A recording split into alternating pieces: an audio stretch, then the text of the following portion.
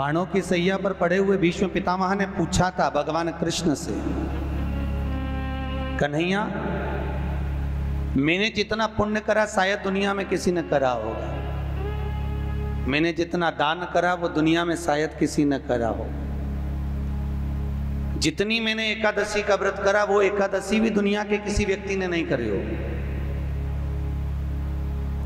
और जितनी मैंने गौ माता की सेवा करी उतनी गौ माता की सेवा भी दुनिया में किसी ने नहीं करी हो। भीष्म पितामह की 26 गौशाला थी, 26 गौशाला, और जितनी 26 एकादशी होती है उस एकादशी के नाम पर भीष्म पितामह की एकादशी की गौशाला थी। कामा गौशाला, निर्जला गौशाला, मोक्षदा गौशाला, और जो एकादशी पड़ती थी उस एकादशी पर भीष्म पितामह उस गौशाला में जाते थे और गौ माता की सेवा करते, तो गाय को भी फरियाल कराते और खुद भी फरियाल करते थे। तो मेरे बराबर कोई ने गौ सेवा करी ये भी किसी ने नहीं करी। और एक बात आज तक समझ में नहीं आई रे कन्हैया, कि मुझे ये समझ में नहीं आता कि मैंने पाप कौन सा करा था जो मुझे बाणों की सैया पर पटका गया। भगवान कृष्ण ने कहा, पितामह जी आपको तो ज्ञान के चक्षु दिए गए हैं, आप ध्यान लगा कर देखिए कि आपने पाप कौन सा करा। मैंने तो पुण्य ही पुण्य करा। भगवान ने कहा अपने 48 जन्म पहले जाइए। भीष्म पितामह ने ध्यान लगाकर 48 जन्म पहले प्रवेश करा। 48वें जन्म पर भीष्म पितामह सुंदर आनंद से एक नगर के पुण्यमय राजा थे। एक बार गंगा नहाने जा रहे थे, पूरी सेना के साथ में, पूरे काफिले के साथ जा रहे थे। वन में से निकलते समय एक बड़ा सा सर्प बीच में पड़ा था, तो दूतों ने आकर कहा महाराज आगे सर्प पड़ा है। पितामह ने कहा एक काम करो, वो राजा के रूप में पितामह बोले उस सर्प को उठाकर एक कोने में डाल दीजिए और अपना रास्ता सुलभ करिए। कोने में सर्प को पटका राजा कहते हैं, भीष्म पितामह कहते हैं मैं राजा के रूप में गंगा नहाने जा रहा था, मैंने किसी को कष्ट नहीं दिया। भगवान कृष्ण ने कहा अब यहाँ तक की कथा तो आपने कह दी, अब आगे की कथा मुझसे सुन लो। तुम्हारे दूतों ने सर्प को उठाकर बमूल के कांटे की झाड़ियों में पटक दिया और वो कांटे सर्प को चुभ गए। सर्प उसमें तड़प तड़प कर मर गया। सांप जैसे तड़प तड़प कर मरा, भीष्म पितामह तुमको भी ऐसे ही तड़प तड़प कर मरना पड़ेगा। ये कर्म का दंड मनुष्य को भोगना पड़ता है। शिव महापुराण कहती है जैसे भीष्म पितामह का थोड़ा सा पाप बाणों की सैया पर पटका, उसी तरह शिव महापुराण की कथा में वर्णन किया वेद व्यास जी ने कि हमारे 7 जन्म के पुण्य, हमारे दादा परदादा परदादा के भी दादा के पुण्य की जब गुल्लक, जैसे बच्चा गुल्लक भरता है ना, 1-1 रुपया इकट्ठा करता है और जब गुल्लक फोड़ता है तो कोई अच्छी चीज लेकर आता है, बड़ा सा गिफ्ट लेकर आता है। उसी तरह जब हमारे दादा परदादाओं की पुण्य की गुल्लक भराते भराते उनके बच्चे भी पुण्य की गुल्लक भरते हैं, भरने के बाद जब गुल्लक फूटती है तब जानो कि अपने परिवार में शिव महापुराण की कथा होती है। ये पुण्य की गुल्लक फूटी, बिना पुण्य के नहीं। भागवत कराना बहुत सरल है। 18,000 श्लोक हैं, 7 दिन की है, बहुत सहज। गीता जी श्रवण करना भी सरल है, राम कथा भी हजारों हजार बार श्रवण करना सरल है, पर यह 24,000 श्लोक की शिव महापुराण को श्रवण करना बड़ा कठिन है, बहुत कठिन। बहुत दूर का नाथ है भोलेनाथ, बहुत दूर। आज की दुनिया में सबसे ज्यादा लोग सबसे ज्यादा प्रेम करते हैं तो या तो नारायण से या ठाकुर जी से। भोलेनाथ जी का तो प्रसाद लेना भी कई लोग पसंद नहीं करते। कोई कहता है हम नारायण वाले, हम शंकर जी के मंदिर नहीं जाएंगे, हम प्रसाद नहीं लेंगे।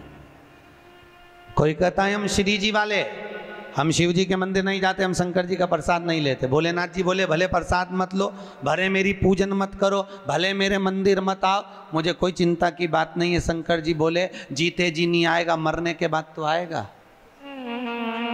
क्योंकि भोलेनाथ जी को तो उनके ससुर ने श्राप दिया है, दक्ष प्रजापति ने शंकर जी को श्राप दिया था, हे शिव, हे शंकर, हे भोलेनाथ, तुमने मेरा अपमान करा है, दक्ष प्रजापति बोले मैं तुम्हें श्राप देता हूं कि तुम शमशान में निवास करोगे।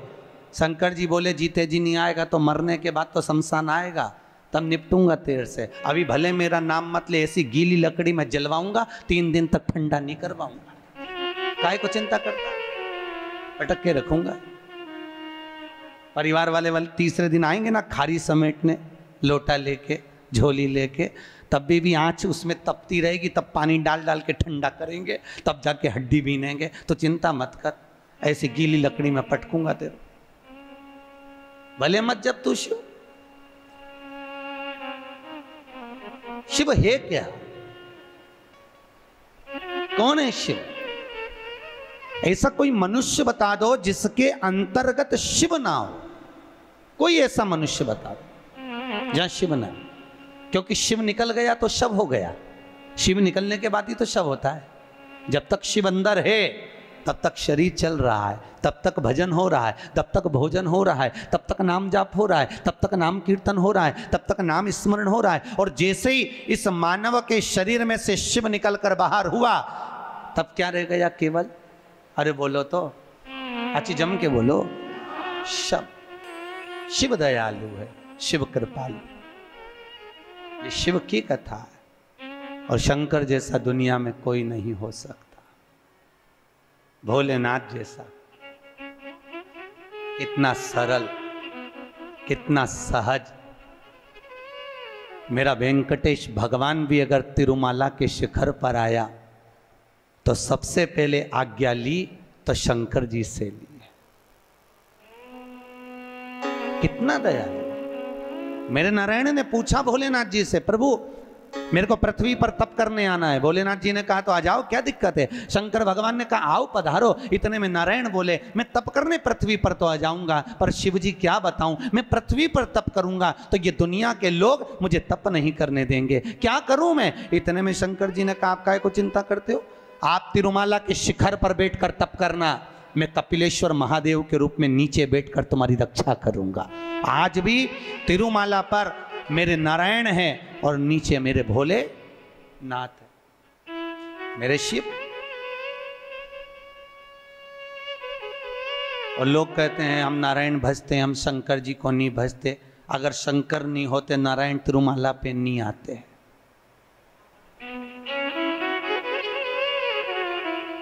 मेरे श्री जी बाबा गोवर्धन के पर्वत पे से श्रीनाथ जी की मूर्ति जब चली, पूरी पृथ्वी पर भगवान श्री जी बाबा घूम कर आ गए। अंत में मेवाड़ की भूमि में जब श्री जी पहुंचे तो भगवान भोलेनाथ जी से कहा मैं घूम घूम कर थक गया भोलेनाथ, मैं कहाँ रहूं? शंकर भगवान ने कहा मेवाड़ की भूमि पर रहो, नाथु द्वारा में विराजमान रहो, मैं एक लिंग जी के रूप में तुम्हारी रक्षा करूंगा। और नाथ द्वारा में श्री जी बाबा बैठे, एक लिंग जी के रूप में शंकर जी ने उनकी रक्षा करी। कितना प्रेम। हम कहते हैं राम अलग है, हम कहते हैं कृष्ण अलग है, हम कहते हैं शिव अलग है, मानो तो ये तीनों एक है। ये ब्रह्म हमारा। पहले दुनिया के लोग माथे पर भी 3 रेखा लगाते थे, देखा है आप लोगों ने? शिव जी को लगती है 3, नारायण को लगती है, अरे बोलते जाओ, 3, 2 सफेद 1 लाल, है वही 3, बस इनकी आड़ी है, इनकी खड़ी है। श्री जी बाबा का अगर फोटो का दर्शन करना, श्रीनाथ जी की मूर्ति का दर्शन करना, तो ऊपर ऐसी मात्रा लगी दिखेगी यू मार्ग का तिलक, पर अंदर से सोने की 3 रेखा अलग दिखेगी। उनको भी लगती है 3, सत्यम शिवम सुंदरम, ये 3। पर दुनिया के लोगों ने आज के जमाने में सत्य को मिटा दिया, शिव को मिटा दिया, सुंदर बनने के लिए घिस के लगा लिया। बस व्यक्ति जिससे सुंदर दिखे, दुनिया के लोग आज के जमाने में वो तिलक लगाते हैं। और सत्य को मिटाकर कहां जाओगे? किस स्थान पर? भगवान कृष्ण की 16,108 रानियां थी। कितनी रानियां? जम के बोलो जरा, 16,108। पर 16,108 रानियां होने पर भी भगवान कृष्ण के यहाँ जब औलाद नहीं हुई तब भगवान कृष्ण ने अपने गुरु गर्गाचार्य बाबा को बुलवाया और द्वारकापुरी में बुलवा कर पूछा, गुरुदेव मेरी 16,108 रानियों से औलाद नहीं होती, संतान नहीं होती, मैं क्या करूं? गर्गाचार्य बाबा ने कहा, तुम चिंता मत करो, पार्थिव शिवलिंग का निर्माण करो। शंकर भगवान के शिवलिंग का निर्माण कर कर एक एक रानी के साथ में 11-11 दिन तक बैठकर शिव जी का अभिषेक करो। और पार्थिव शिवलिंग का निर्माण गर्गाचार्य बाबा के कहने पर भगवान कृष्ण ने करा। एक एक रानी के साथ में 11-11 दिन तक भगवान शिव का अभिषेक करा। तब भगवान शंकर प्रकट हो गए और शिव जी प्रकट होकर बोले, कन्हैया मांगो तुम्हें क्या चाहिए? शंकर भगवान ने जब कहा, कृष्ण बोले मेरे यहाँ औलाद नहीं है। शिव जी ने कहा, क्यों चिंता करते हो? तुमने 11-11 दिन तक एक एक रानी के साथ में बैठकर मेरा अभिषेक करा है। जाओ मैं तुम्हें वर प्रदान करता हूं कि एक एक रानी से तुम्हें 11-11 संतान होगी और 1,77,186 भगवान कृष्ण के बच्चे हुए। ये शंकर जी की कृपा से। कौन होगा ऐसा? कितना करुणामय, कितना दयालु, कितना आनंद देने वाला। ब्रह्मलोक के देवता भगवान ब्रह्मा, बैकुंठ के देवता भगवान विष्णु और पृथ्वी का देवता अगर कोई है, इस मृत्यु लोक का अगर कोई देव है तो वो देवों का देव महादेव है। महादेव पृथ्वी का देव है। पर दुनिया के लोग ऐसे हैं ना कि बहुओं की आदत रहती है, पड़ोसन के तो खूब पांव पड़े, पड़ोसन की अम्मा के तो खूब चाय भी पिला दे, पर घर की सास के तो 30 त्योहार पे भी पढ़ ले तो बहुत बड़ी बात है, बहुत बड़ी बात। घर के लोगों की आदत ही ऐसी होती है।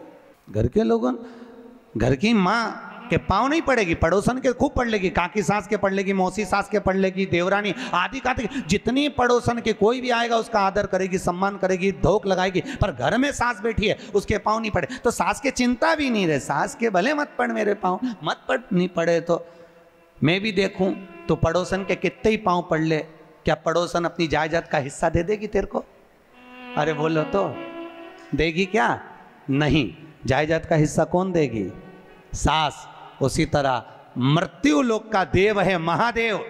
शंकर जी कहते हैं, भले तू ब्रह्मा को भज, चाहे तेरी मर्जी पड़े नारायण को भज, पर मृत्यु लोक का देव तो मैं हूं, पाला तो मुझसे पड़ना है ना, तब निपटूंगा तेरे से। अभी तू जा जा। और फिर पाला कब पड़ता है? जब थोड़ी सी भी दिक्कत आ जाए, परेशानी आ जाए, एक्सीडेंट हो जाए, ब्लड प्रेशर ऊंचा नीचा हो जाए, शुगर बढ़ जाए, अटैक आ जाए, तब सीधे पंडित जी को फोन लगा के बोले महामृत्युंजय का पाठ करा दो। शंकर जी बोले अब आया मेरे पाले में, अब आया और लगे सब पाठ करने के लिए। कितना दयालु है ऐसा।